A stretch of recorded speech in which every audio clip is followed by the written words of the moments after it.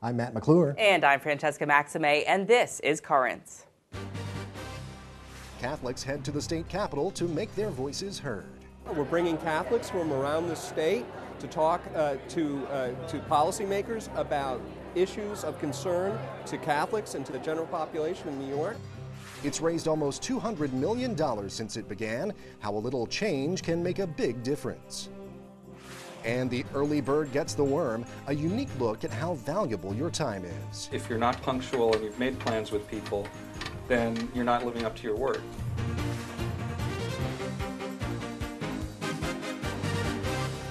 Well, good evening. Thank you so much for joining us tonight.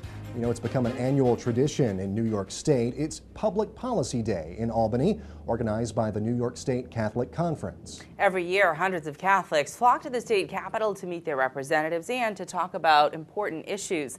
They did it again this past Tuesday, and tonight we have an unusual look at this yearly event through the eyes of some of those who are there.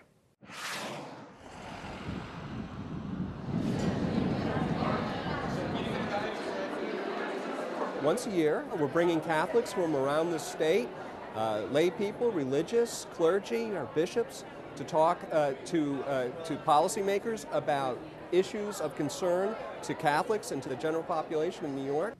And when people tell us that religion, morality, ethics, and faith do not mix with politics, we say, they go together as naturally as a hot dog and a bun, okay?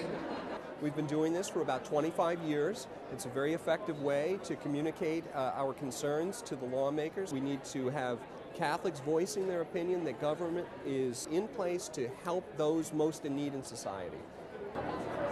So we advocate for life from the very moment of conception until natural death and everything in between. Many people have gone to visit their various legislators, and you do hope that the legislators will have an open ear at least to the Catholic vote. We're here to lobby on several different issues. One issue that I just finished speaking to a legislator about today was the preserving of the Catholic schools. That's been a real issue that we've been confronting lately within our communities, Catholic schools closing. So we're kind of talking about just allowing for funding and things like that to be made available to keep those schools open. Well, that's going to be the big question, right? That's the big. I mean, he won their hearts, but he won their feet. Yeah. Today we're going to speak to Senator Marty Golden, who represents Bay Ridge, Marine Park, and speak about issues that are very important to many of our parents, which is the MTA tax. Typical school, the cost is $800,000 is the payroll. $800,000 divided by 0.036, it's 36 cents right on the $100. You divide that by 650 kids, 44 bucks a kid. It's expensive. That's what you guys got to try to fix for us. Well, I believe me, there's nobody here fighting more for education, for Catholics and parochial schools, and for tax credits, and than Golden. The spending is out of control here in the state of New York, and that spending that's eating up this state is costing not-for-profits like the Catholic Church to make decisions that are not good for our communities. These meetings are oftentimes effective in that by ensuring that elected officials know the concerns of their legislators, they respond to those concerns. Anyway, I know you got a lot of things to do. I appreciate your time. Thank you very much. So how did you think that went? Very good, very, very good. He takes his role seriously. He has a lot of Catholic voters in his district, and he really does try to best of his ability to represent them. So we're really very pleased with that meeting. These legislative advocacy days are very important to what we do. We get to sit down with the senators and the assemblymen, and we get to share with them why, and we get to connect with them. And because we are their constituents, you know, they understand why it's so important that they support. I think legislators, for the most part, are very supportive of what we're trying to do here today. I think that even though they do say that they are supportive, I think it's just important for us to keep telling them what we think is important and keep hammering home the fact that this is important to us within our communities. I think the day was a great success. You see 50 young women from Catherine McAuley High School, a great school in our diocese with a great tradition, people working with those who are disenfranchised, and Catholic Charities came forward. So many of our parishioners it's really was a wonderful day. It's a real testament to the commitment people made. It's 3.5 hours from Brooklyn to Albany. It's a long day. Many of these people are up at 5:30 in the morning to be up here. So I'm really grateful to them, and I'm really impressed by their commitment and zeal. And as we just saw there, people young and old there in Albany, all ages. Oh, absolutely. And stay tuned. There's actually much more currents coming up straight ahead. When we return, all new the day's headlines, including the next step in addressing the latest abuse allegations. Welcome back to Currents. I'm Matt McClure. And I'm Francesca Maxime. Coming up just a bit later, how much time do you have? Well, there's more to that question than meets the eye. Not enough, I'll tell you that. But first, let's take a look at today's headlines. Well, Pope Benedict met today with the president of the German Bishops' Conference to discuss allegations of widespread sexual abuse in the German church. The conference president said afterwards that the Pope listened to the account of abuse with, quote, great dismay, attentive interest, and deep emotion. He says the Pope also said the German bishops should continue with a plan in place to address the abuse. Well, ahead of that meeting, Pope Benedict defended celibacy for priests, saying it is the sign of full devotion of commitment to God. Just yesterday, the Archbishop of Vienna, Austria, wrote that celibacy may be connected to abuse. And the scandal has hit particularly close to home for Pope Benedict. Earlier this week came allegations of abuse in a German boys' choir that the Pope's brother once led. But as we hear from Rome Reports, Monsignor Georg Ratzinger doesn't appear to be connected to them. The Bishop of Regensburg, Gerhard Miller, denied reports of newly committed child abuse cases in Germany and says that Georg Ratzinger, the Pope's brother, has nothing to do with cases reported in the past. Currently, there hasn't been any new registered case. There's 3 cases that surfaced in the past and are getting mixed up. One of those cases dates back to 1958, when the director of an elementary school linked to a cathedral's choir was accused of child abuse. The priest was charged, tried, and convicted. Then another priest who worked for the same choir was also convicted 12 years later for sexual misconduct, also in 1958. Currently, cases involving 3 young men are being investigated. Allegedly, the abuse happened in the 60s when they lived in housing related to the choir. Bishop Miller says Georg Ratzinger has no connection with these cases since he was in charge of the choir much later, from 1964 to 1994. There have been inaccurate reports in the German press because there was one person who was sentenced on abuse charges, but the case was not connected to the choir. That's why Georg Ratzinger is completely innocent in all of this.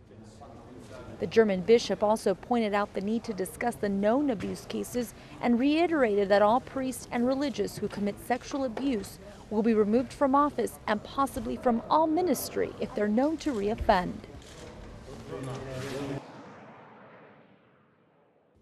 And word also came today that when Pope Benedict was Archbishop of Munich, a priest there who was suspected of abuse was allowed to return to pastoral work.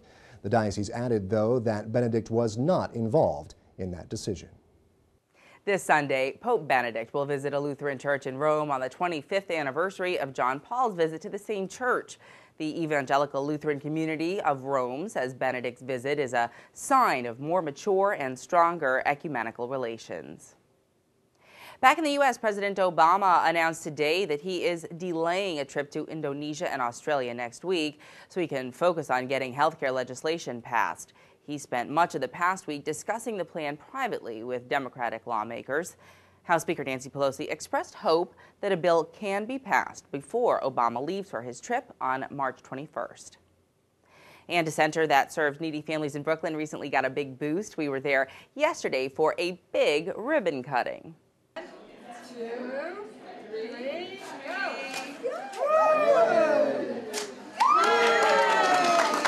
Our Sunset Park Early Child Development Center has been here for over 15 years, and we've just had a wonderful opportunity to really expand the center's capacity by over 85 new slots for kids.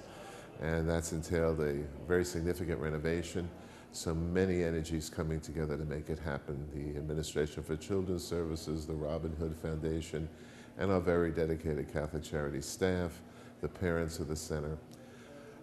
Here we educate kids, but we do a lot more than that. We also work so very closely with families, many of whom are new immigrants, and really are able to provide them with the supports they need to really thrive in our society.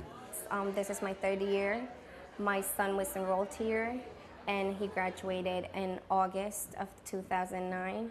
And now my daughter is enrolled here, and she's getting a great education. She is going ahead of her age, so I am really, really happy with this center. This is a community of great need.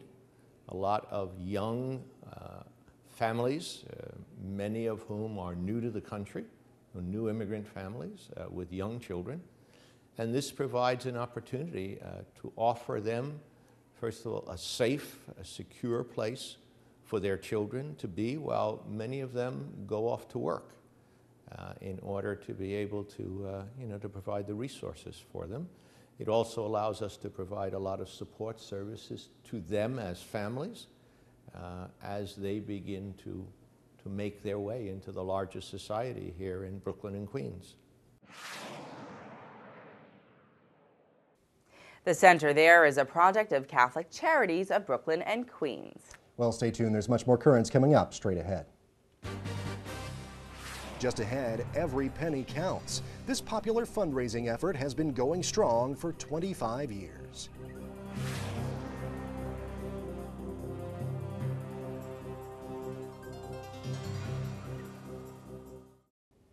Welcome back. Well, we all know that Lent is a time for fasting and praying, but there's one popular activity during this season that can help bring about change by giving change. Yeah, or the paper if you want to. That's right. If you can fit it into the slot there. It's called Operation Rice Bowl, run by Catholic Relief Services.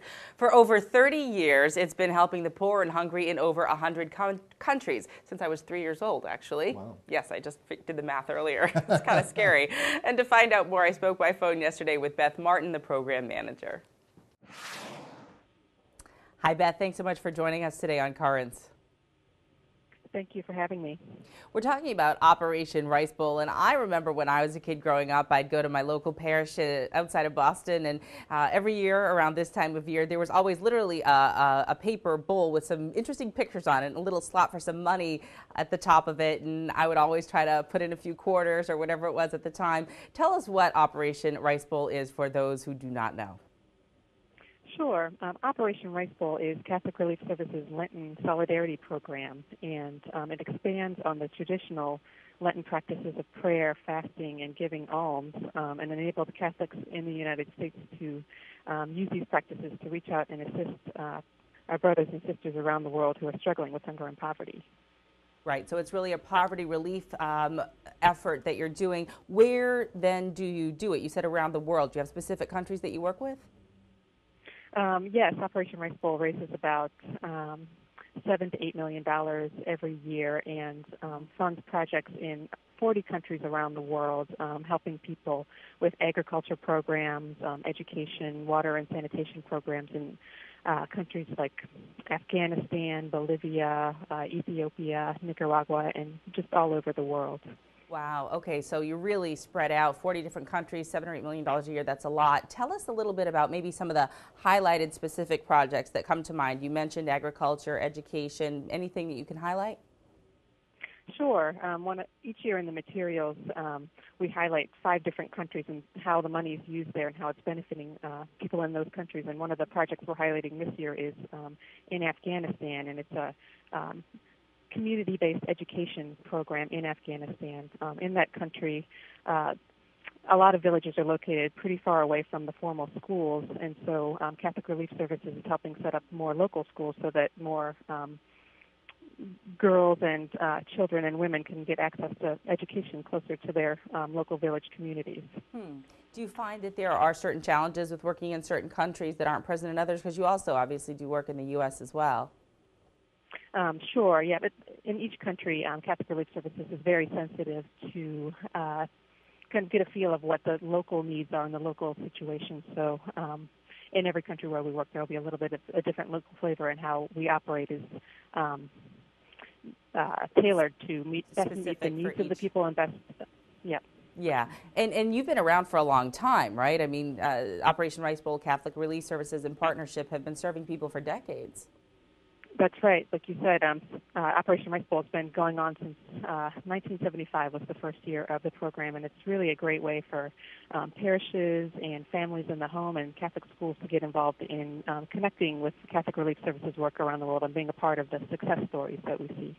What do you see as people getting excited about it when they, as I did when I was a little kid and I saw those paper bowls in the pews? What are some of the stories that you've heard from parishioners, from people who can give to then help these efforts all across the world? Sure.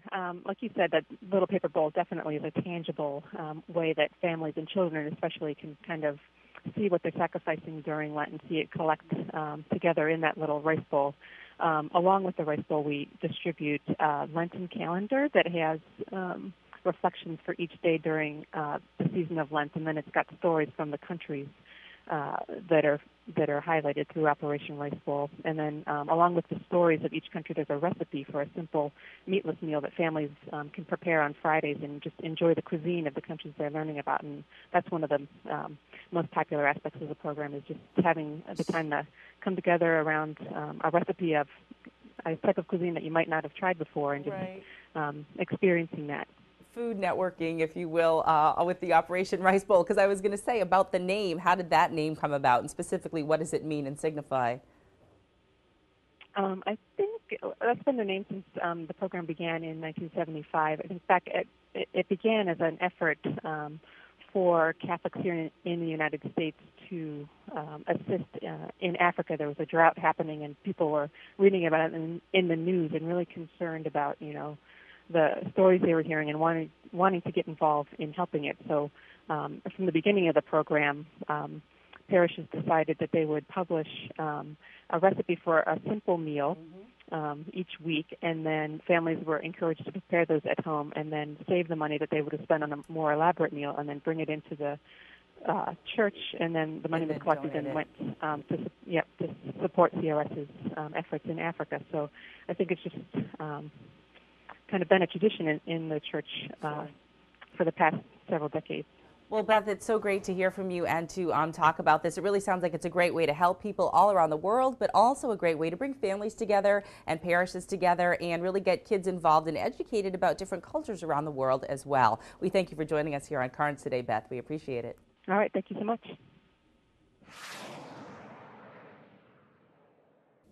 And I've written a little bit more about this on our blog. Just head over to currentsny.net and click on Riding the Wave. Had such fond memories of that. I would remember going to church with my grandfather, and it was something new in the pews. Right. And I was like, oh, Grandpa, give me some money so I can put it in there. There'd always be like neat pictures of people from foreign lands that I had never heard of or been to. Right. And it's just a great program. And, for people like me, I think has a personal connection perhaps to their initial parish that they went to when they were growing up. Yeah, and it's it's always interesting to me about how we often think about it, how different churches are so different. Well, when I was growing up, I grew up in the South in the Baptist church, and we had a very similar thing that we did around Lent and Easter time. They were actually like plastic bowls with like a plastic topper that went on top of the bowl that was made to look like rice. Okay. So it was a rice bowl, and you put your money in there, and then at around Easter time you gave it to the church, and then it would go to foreign missions or to help feed the hungry across in other countries. So it was a very similar kind of thing. And, at the time I didn't know all this, but I'm sure that this was the case in the program, but I was just a kid. But I learned during this interview, they're asking people to give up the meat, and then the money that they would use to spend on that meat that they can give toward, these people that need it in different places, which is really nice. And the fact that families can come together and cook together because they're offering recipes, or that they can learn a little bit more about these other places in the world, I think it's just a great educational opportunity. It also brings people together and does really some good work in the process. Yeah, absolutely. Can't go wrong there. Well, stay with us. There's much more Currents coming up straight ahead. When we return, we'll lose an hour this weekend, but what do we gain? A look at the spirituality of time. I put it into two categories. There's reality and honesty. The principle of, let your yes mean yes and your no mean no.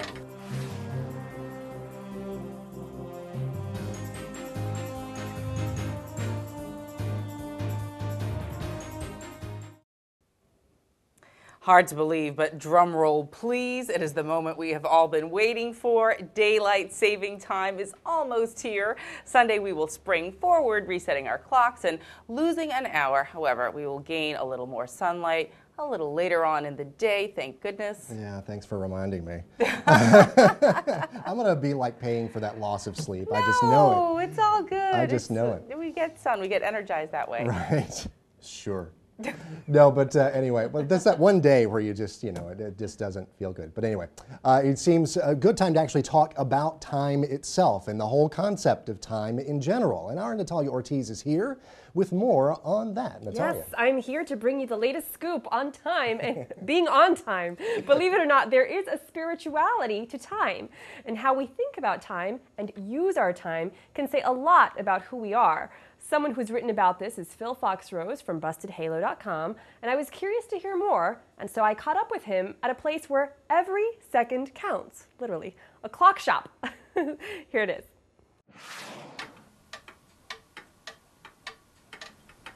I'm here with Phil Foxrose in a clock shop, and he is a columnist of Busted Halo.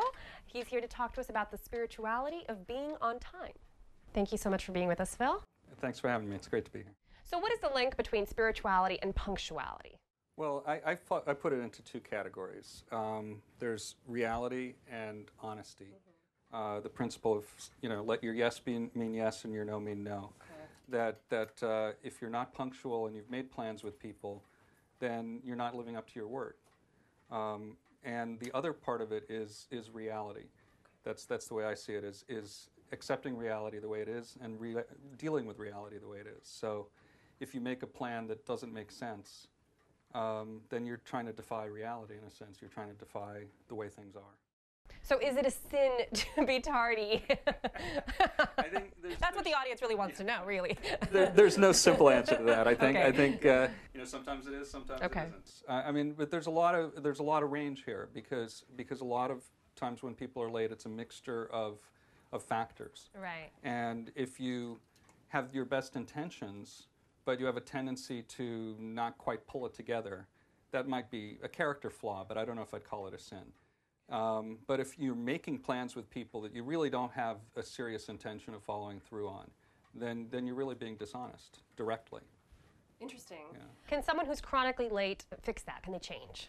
Absolutely. I mean, first of all, as I've said when I've written about this, I am the first person to talk about this because it's been a problem my whole life. Okay. And I'd say, as is true with many of the issues that I write about that have to do with kind of living well, it's a twofold thing. It's a two-sided thing. One is the behavior modification, the ethics, doing the right thing because it's the right thing to do. But alongside that, you also could be doing spiritual work to change yourself. You actually, at some point down the road, don't need to be kind of controlling your behavior. Your first impulse is to do the right thing. Okay. And it's not perfect in me yet, but I used to be chronically late and didn't realize it was a problem. All the character defects possible were involved in it. And nowadays, I have a little trouble sometimes getting it all together, and I fall short a little bit. But I know what the right thing to do is, and I intend to do the right thing. And that's not a constant, vigilant thing day to day for me anymore, because I've done the spiritual work to change myself interiorly.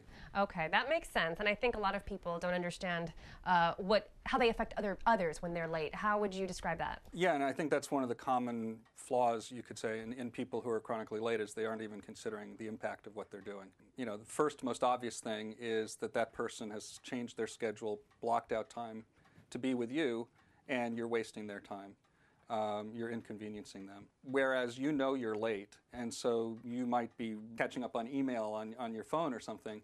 They're sitting there waiting for you to show up, and they don't know whether you're going to be 5 minutes late or 20 minutes late. So they can't really start another project. And just in the broadest sense, as far as just the damage we cause by unethical behavior, they're losing respect for us. They're losing trust in people being on time. We're just causing that kind of snowball effect. A domino out there. effect, Yeah. Okay. Well, thank you so much for being with us today. We've run out of time, unfortunately, speaking of it, but I hope you can come back soon. Thanks for having me. It's great to be here. Okay.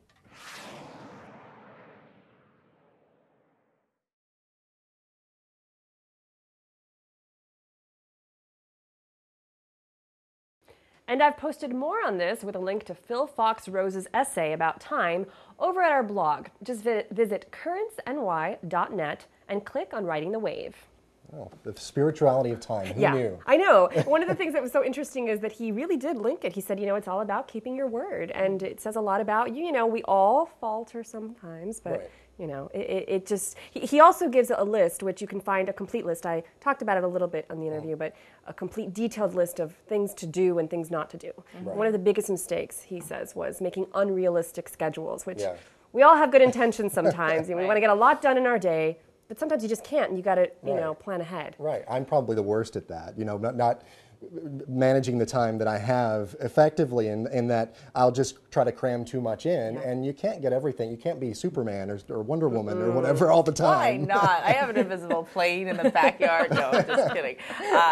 I think one of the things that I learned a few years ago, late in life, is that it is disrespectful when you are late. It is not about you. It is disrespectful because you are, you know, sort of insulting the integrity of the time of the person that you are trying to meet. And so for that, I have definitely tried to amp up my timeliness, although I'm still far from perfect on that. Oh, me too. But at the same time, you know, when you think about it that way, it's less about you and, you know, trying to be the good person, getting everything done, and more about trying to make sure that whoever it is that you say that you're committing to is respected and honored. Then I think sometimes we can think about it a little differently, which is kind of what he's getting at. Yeah, absolutely. Great. Thanks, Natalia. No, thank you.